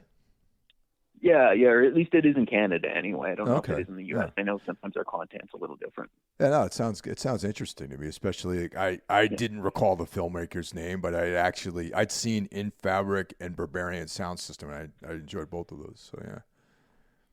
Oh, okay, yeah, no. If you like both of those, like, I mean, again, like similar, like Salt on the Senses is Barbarian Sound Studio, and then In Fabric, In Fabric had a lot of horror elements to it, even though it wasn't a horror film proper. This is similar in that it's quite properly horrific, but it's not technically a horror movie. Maybe. That's definitely something I'll check out, though, for sure. Yeah. And let me know what you think about that one too, because I think that's a really underseen movie this year. I'm surprised, because I think it's all of his movies are hard to get in front of an audience. Like the pitch on them is like excessively difficult. It's like, this movie's kind of about a killer dress. Like, nobody wants to see that. But then when you're sitting in front of it, it's like, oh yeah, this is all hanging together. This is all working. It's really well written. Like, I mean, his filmmaking is second to none. He's got it all locked in. It's just his ideas are really, really, I mean, there's no hook to them. I mean, I think I kind of struggled to get through a decent synopsis on that. I was probably really rambling, but that's because that's what the film does. It rambles away, and it's really critical, but it's also like, it's constantly biting. It's really funny, and like, there's just like, I can't say enough nice things about it, but packaging it all in a way that sounds appetizing at all is really difficult. Yeah, I'll see if either Jeff or Mike might want to talk about it on Necromaniacs too. Mm-hmm. Yeah, I'd be curious to hear what the whole gallery has to say about that one, for sure. Yeah, last year was a pretty good year, I think, in general definitely for genre films, but just in general for movies, I thought a lot of good stuff came out. Yeah, no, I'm with you on that one. I kind of, depending on my mood, sometimes I can be kind of a little curmudgeonly, and kind of, I think that like for records and for movies, sometimes I over the course of a year will go like, yeah, it's kind of slow, or maybe I feel overwhelmed. It just depends on how hard I'm being on everything that's coming out. And I think that sometimes maybe it's a compulsion of somebody who runs an art house theater, but like I have a bit of a blind spot for some of the bigger movies that are coming out too. Like I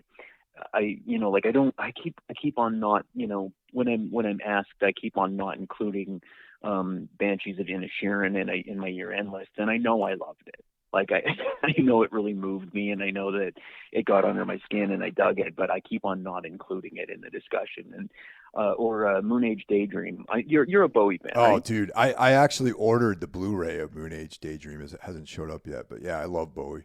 Oh, you haven't seen it yet? No, not yet.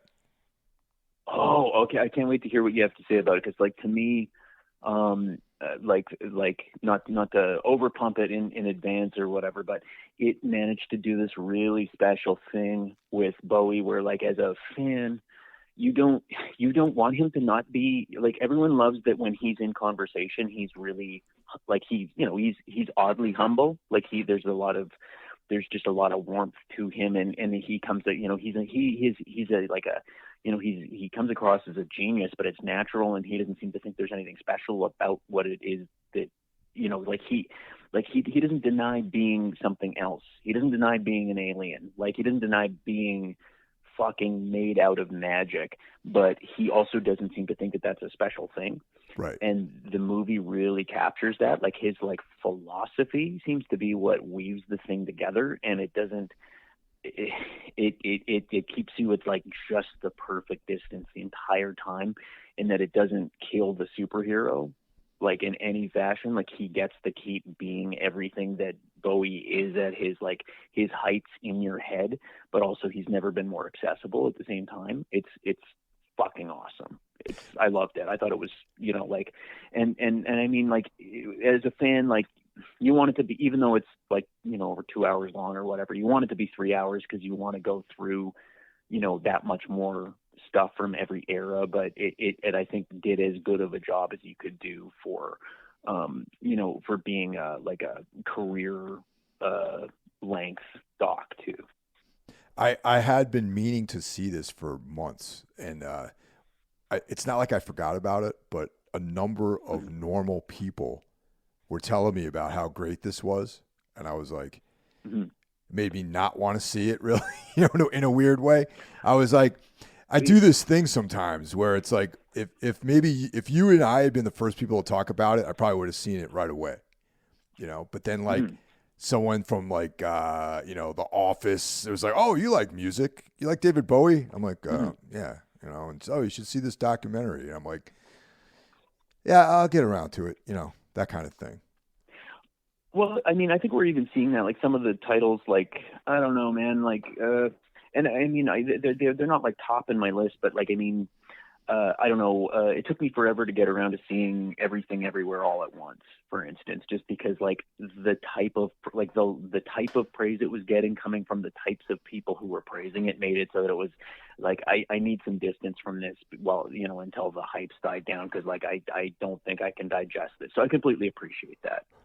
Yeah, totally. To get around to seeing that. Yeah, I mean, I'll see like that eventually. Movies that I know that I dug. Like, I know, like, I saw like months in advance before a lot of people. I saw the menu at TIFF in September, and I know everyone's starting to flip shit about that like right now.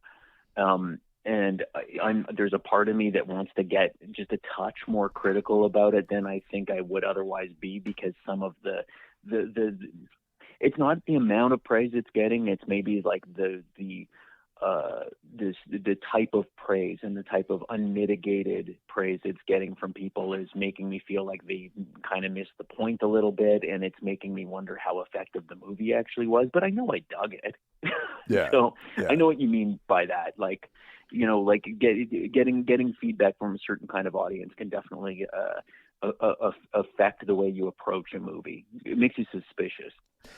That's the menu's on our list of movies we're going to cover in the next couple of weeks over at Necro, so I'll be checking that out soon. Yeah, it's funny, like, because on the outset, just to look at it, you wouldn't suppose that movie is necessarily, maybe now the word's kind of out on it or whatever, but like you wouldn't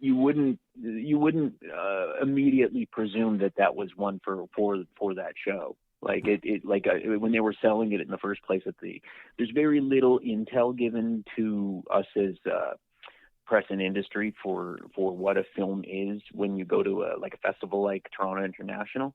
They don't really tell you a ton. Like, I knew who was in it and they like had broad strokes on it, but I wasn't ready for precisely what that film was. So I'm glad you guys are getting around to it, because you could just look at the poster and like some brief copy on it and go like, it's not really for Necro, but yeah, it is.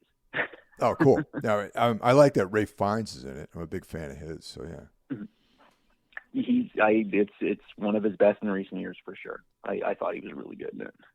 Did you catch The Whale? Sorry, say again? Did you catch The Whale?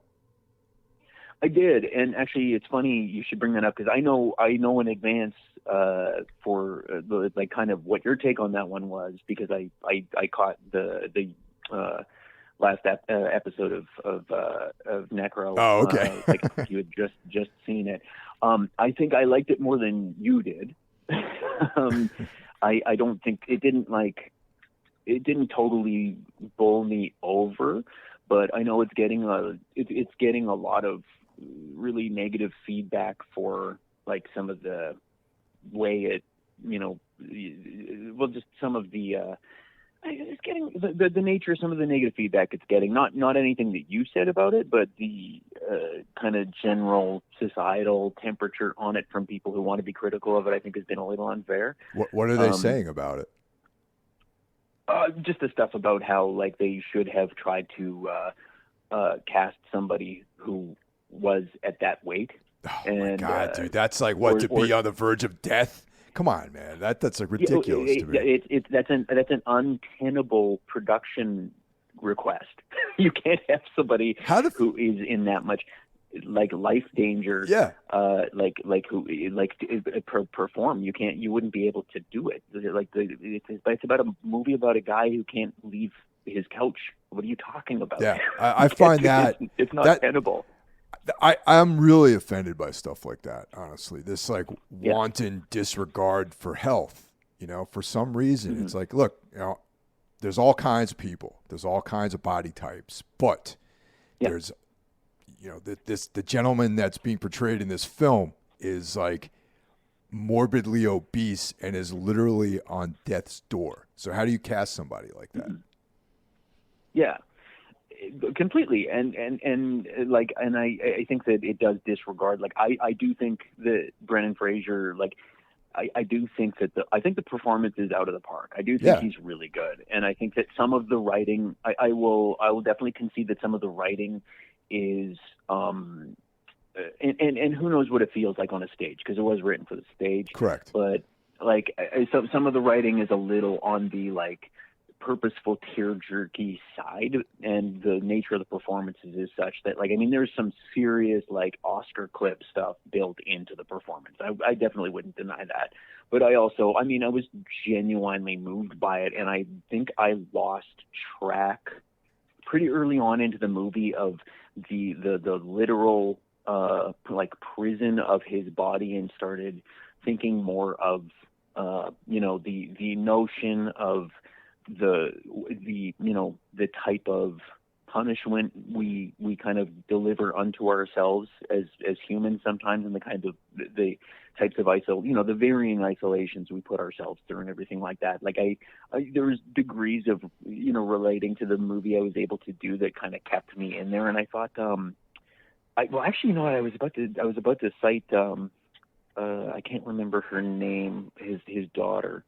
She's really odd name, the actor that plays his daughter, Stranger Things kid, whatever. She played Max in Stranger Things. I thought she was I was about to cite her, but I honestly thought the performances across the board I thought were really good, but I already know in advance it's not I have the one of Ken Mode's like kind of inner circle guys, really good friend of the band named Dale. He's out with the band regularly. He's is often behind our merch table or hanging out or whatever.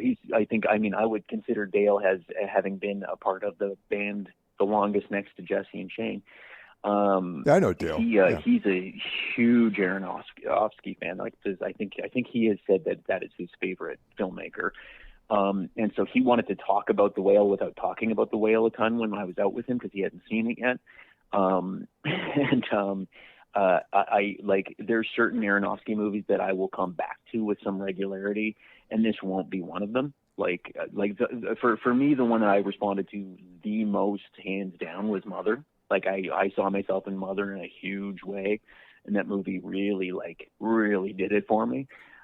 This is not that. So I liked The Whale. I thought it was really good. I get why I do understand everyone flipping shit for the performances. I do think it's hilarious, this weird revisionist history we're going through, where everyone was missing Brendan Fraser, because I think he is a good actor. I think he just proved that with this movie. But if you're talking about movies that I've liked him in shit, I do think he is good, but he's unique. He's a little weird looking. His voice is bizarre.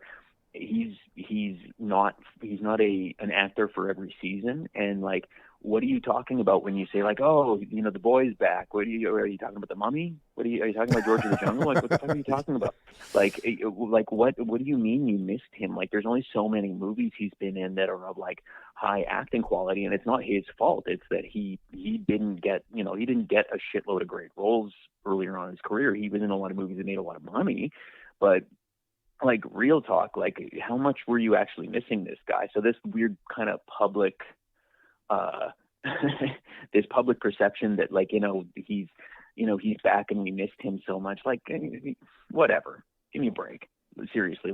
I've liked him a lot. I have like a real soft spot for the movie Airheads. I watched Sure. that a lot growing up, big fan of that movie. And I think that it's goofy, because I know to most people that's just it's a shitty movie. Like, it's not a great one. I do think it's really good, and I think that he's all of the heart in the movie. I think his like straight manning everybody that he does in a lot of that movie, and like I think he showed up taking that role way more seriously than he needed to, and that's a little bit of a like window into him being a good actor, because like to make you buy into a movie like Airheads is like that's not easy. But I did, and I do think, like, I don't think he is without his charm, but this weird, what are they calling it, the Renaissance? The fuck out of here! Come on. Now, I think more accurately, you would say that he's coming into his own. Maybe, as like, maybe this is the beginning of like a more active part of his career. I hope so, for his sake, because like I was saying, like, I don't think he is. I do think he's good, and I think that this was finally like they might have found where his sweet spot is. Like, this could be it's something vulnerable, right? Like, I think that that's what he needed. Like, he was in broad movies, but I think he was kind of always meant to do more character work. Like, because again, like that comes down to inescapable facts. Like, he's not Gary Oldman. Like, he's not a versatile human. Like, he looks a little strange, and he's got a weird voice. Mm-hmm. Like, he has his entire affectation is not, he can't show up and play anybody the way somebody well, I don't know why. Well, no, I know why I cited Gary Oldman, because he can be a chameleon. Like, he can do a little bit of everything. Brendan Fraser can't do a little bit of everything, but he can probably, some of the stuff he can do, he'll probably do the best. So I'm happy for him. But like, I think that a lot of I think the whale conversation's been stilted in a really weird way because of like some of that stuff.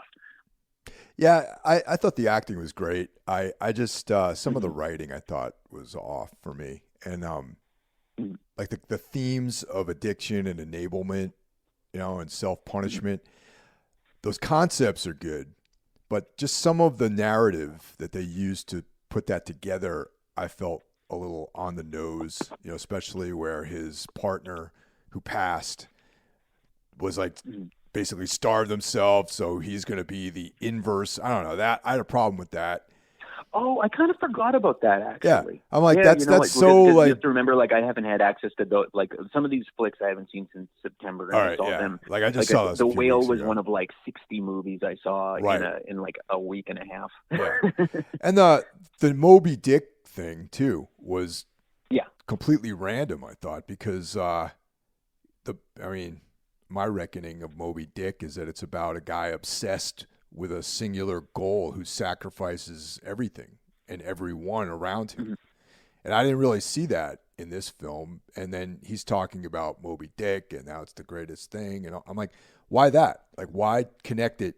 Was it the physical size of him? I felt a little weird, but as a piece of acting, I thought it was great, and I thought that just very well produced. I thought just my thing was the writing, I guess, Yeah. I mean, it didn't bother me quite as much, but I mean, see, and that's even having a conversation about it where I feel like I need to take it under further consideration is going to make me renege on saying I probably won't watch it again.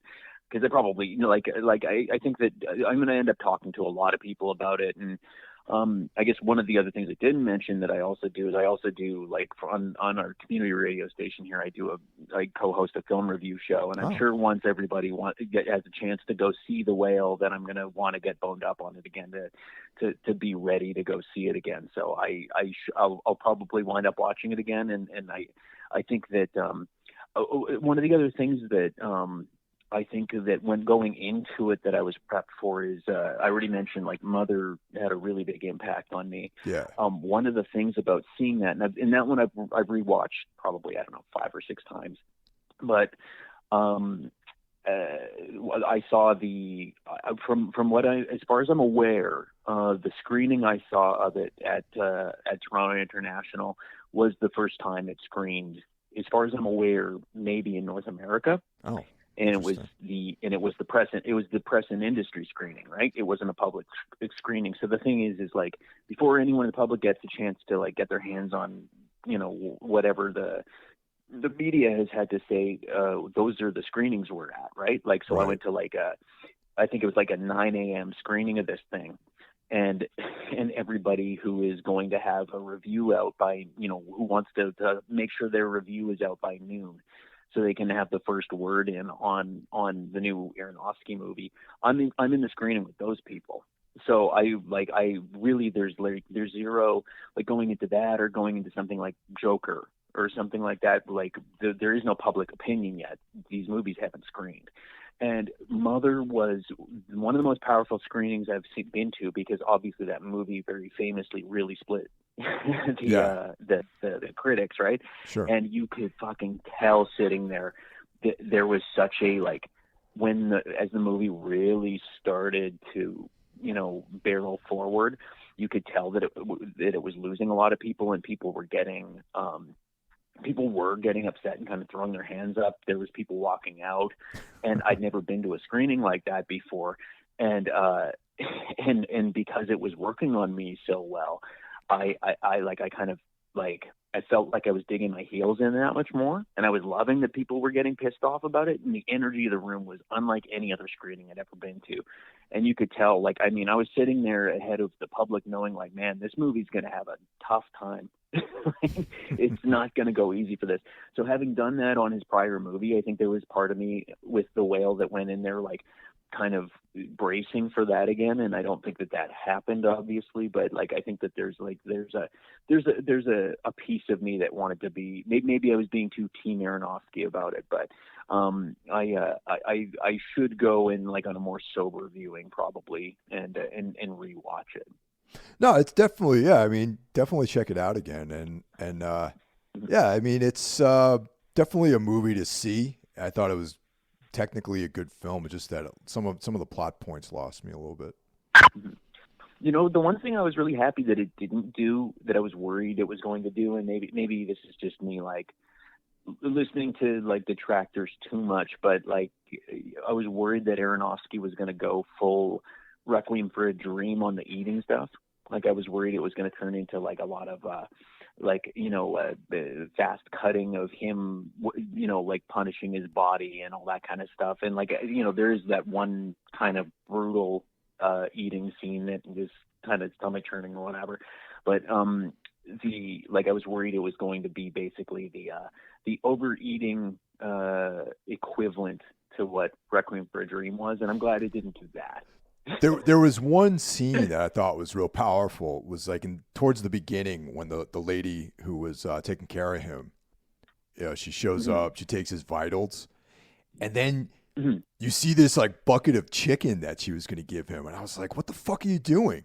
You're taking his vitals, and then you're enabling him to continue down this path of destruction." And it was that the bucket of chicken had this real heavy vibe to it. You know what I mean? Yeah, see, and it was through the simplicity of it just being a bucket of, it's kind of a bit of a Chekhov's gun sitting there, as opposed to being what Aronofsky is known for, which is really flashy kinetic behavior, right? And I'm glad it never dipped into that. So maybe he could have stood to have jazzed it up a little bit more, because as a lot of people have pointed out, it kind of does feel like him recording a play sometimes. It's not very flashy, which is what we know him for, but I'm glad he didn't go full bore in the other direction either, because I think that would have been really hokey, and I think that would have been disrespectful, I think, if he would have done that. Yeah, definitely. And the thing is too, I didn't know that it was a play until afterwards, and I remember watching it and feeling this is the writing, the scripting was very much like a play, a little bit histrionic, and very the dialogue reminded me of watching a play, basically. So yeah, I was interested in that when I heard it. Well, and like sometimes that works and sometimes it doesn't. Like I can't think of a ton of examples off the top of my head, but there are. Well, actually, just watched a really interesting movie. I think it's from maybe the late '70s called Short Eyes. Have you ever seen that? Oh yeah, definitely. It's about Yeah, the prison guy in movie. jail. Yeah. Mm-hmm. Yeah. I just watched that, and I liked and could see how that would behave on a stage. Like it did make sense to me, and I feel like there would have been a really cool tension to it. Or like Boys in the Band is another one, like the one Friedkin did. Yeah. One of his early ones. Have you seen that? Yep, I have. Yep. Yeah. Like I think sometimes I am a dialogue guy by nature. I really do like. I don't know if it comes from being like a big like William Blatty fan or whatever. Like I do like a lot of flicks where people sit around and are I enjoy there being some philosophy to what's going on in the mix, and I like banter. So like between those two things, like I dig a movie that's really really heavily dialogue based, and so I can really hang with movies like that sometimes. But when it misses the adaptation, from stage to screen a little bit, like I mean, that's the whole point to an adaptation. That's what needs to happen. If you're moving a book, like I mean, I think the one I always cite. It sounds very basic, but it's the most obvious one.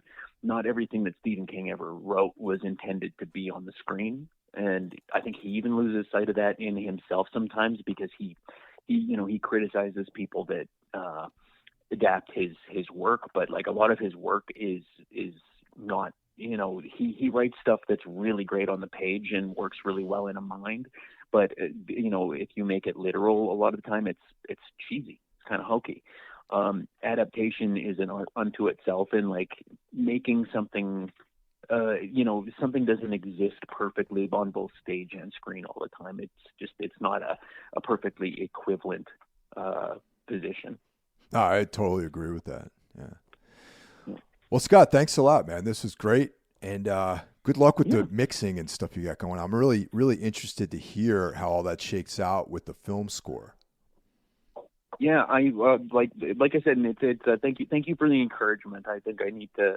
I think it's been existing on my desk for too long now, and I know the filmmakers and everybody who actually had a chance to see the movie have all been really encouraging, and I should probably just get on top of it. When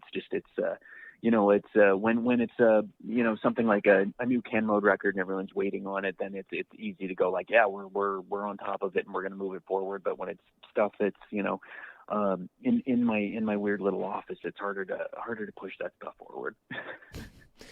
Well, definitely stay in touch, man. And definitely I'd be interested in having, when the film is available, to have you guys back on and talk about it, I will let Mitch know, and I'll keep you updated. Like I said, I'll try to get that short out to you too. I really appreciate that. All right, have a good day, man. Take care. Yeah, you too.